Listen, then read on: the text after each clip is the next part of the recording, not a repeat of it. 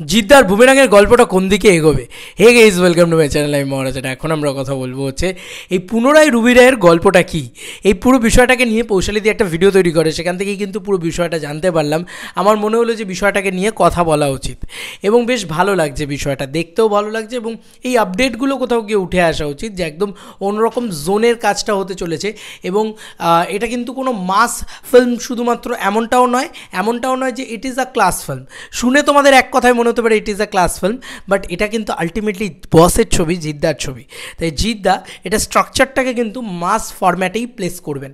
কেন এত জোর দিয়ে এই কথাটা বলছি সেটাও তোমাদেরকে শেষে বলছি। তো প্রথমত যেটা বলি যে পলাশ এবং রুবি তারা হাজব্যান্ড ওয়াইফ, তারা খুবই ভালোভাবে সুস্থ স্বাভাবিক দাম্পত্য জীবনযাপন করেন। পলাশ কিন্তু এআই নিয়ে বা এই যে মানে কল্পবিজ্ঞান যেটাকে বলা যেতে পারে বৈজ্ঞানিক হিসেবে, সায়েন্টিস্ট হিসেবে বিভিন্ন জিনিস নিয়ে রিসার্চ করেন এবং বারবার জব চেঞ্জ করেন, যেটা রুবির একেবারেই পছন্দ নয়। এই করতে করতে তিনি কিন্তু একটা হিউম্যানয়েড রোবট বানিয়ে ফেলেন, যেটা পিওর অন রুবি, মানে তার বউয়ের মতন দেখতে। এবার এটা নিয়েই কি মজার জিনিসপত্র ঘটছে সেটাই নিয়েই কিন্তু ওই পুনরায় রুবি রয় গোটা যে গল্পটা এটাই কিন্তু জানা যাচ্ছে। এবং তার সঙ্গে সঙ্গে যেটা অদ্ভুত ব্যাপার সেটা হচ্ছে যে জিদ্দার ছবিটাতে কিন্তু, যেহেতু এই ছবিটা মানে বুমেরাং ছবিটা এটারই নির্যাস নিয়ে বানানো, তো কিছু জিনিসপত্র তো চেঞ্জেস থাকবে, পুরো জিনিসটা তো একরকম হবে না। একটা স্ট্রাকচার বলা যেতে পারে, যেরকম ধরো নানান ছবি থেকে যখন অ্যাডাপ্টেশন হয়েছে, নানান বই থেকে, তখন কিন্তু ওই স্ট্রাকচারটা পাওয়া গিয়েছে। সেই স্ট্রাকচারটা আমরা কিন্তু একটা জানতে পারলাম। এবার কিন্তু এটা ওয়ান লাইনার স্ট্রাকচার, এর বাইরে বেরিয়ে আমরা দেখতে পাবো যে জিদ্দা এখানে সায়েন্টিস্টের চরিত্রটা প্লে করবেন এবং জিদ্দা কিন্তু এখানে ওই মানে শুধু হিউম্যানয়েড রোবট বানাচ্ছেন তাই নয়, সে কিন্তু একটা সুপার বাইকও বানাচ্ছে। এবার এখানেই আসে হচ্ছে মাস অ্যান্ড ক্লাসের জায়গাটা, যে কোনটা মাস কোনটা ক্লাস। বিষয়টা হচ্ছে যে ওভারঅল গল্পটা শুনলে কিন্তু বেশ ক্লাসি ভাইবস পাওয়া যাচ্ছে মাল্টিপ্লেক্স দর্শকের জন্য, কিন্তু মাস ব্যাপারটাকে কোথায় অ্যাড অন করছে? এই যে সুপার বাইকটা অ্যাড অন করছে মাস ব্যাপারটাকে অ্যাড অন করছে কোথায় গিয়ে? যে এই যে সুপার বাইকটা যখন চালিয়ে আসছে জিদ্দা, ওই এন্ট্রিটাকে মাস অ্যাডাপ্টেশন বলছে।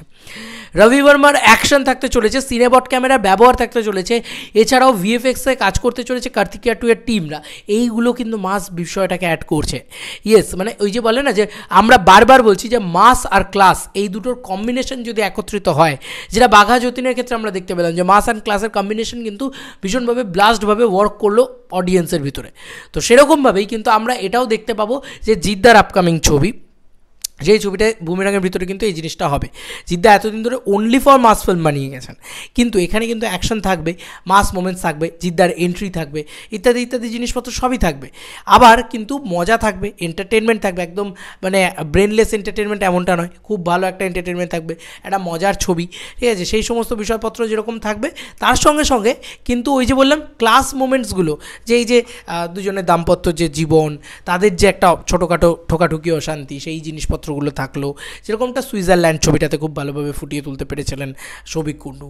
তার সঙ্গে সঙ্গে এই যে হিউম্যানয়েড রোবট বানানো, এই যে বাইক বানানো, এই যে পুরো মানে এই জিনিসটা কিন্তু প্রচণ্ড নতুন।